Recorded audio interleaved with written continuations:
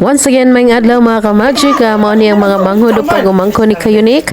Ang gubanaan ni mo uli na, gubanaan ni mga laag pa mi sa adtuyon sa Blue Water sa Pangantukan, Bukidnon. Aman ang bibi nga dili gadol ni Mami Laoy.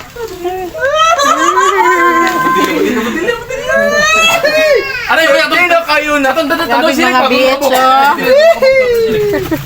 Bye-bye, guys! Ay, mahala na to beach nila. Dugi-dugi, oh! Live good, live ka bitch. Bilin lang kaka-asher ha. Bito, binte. Buka to pag imong bagay. Ay, di atas Pagabot din na mo mga ka-magic, wala ka pugong si Kayunik Sarila, naligiran gidi ang tiil sa isa kaligid tungod kay sa bakilid ni danlo kay ang chinelas ug wala na niya na tumban ang brake.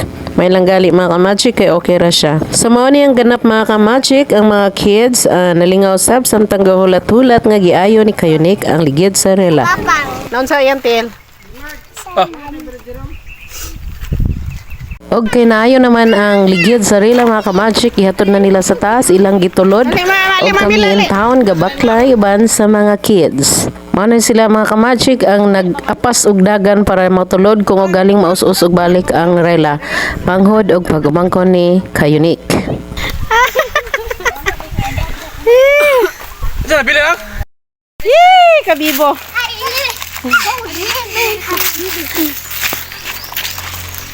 Awa na kasi.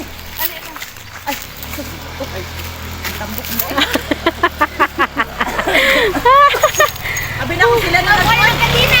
Ha? Wala ang kadina.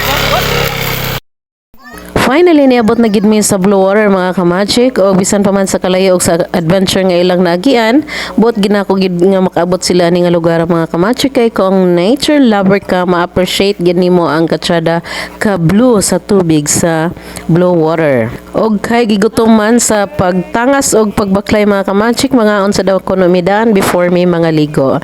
Let's eat mga ka-magic. Bon appetit. Tulod na pod.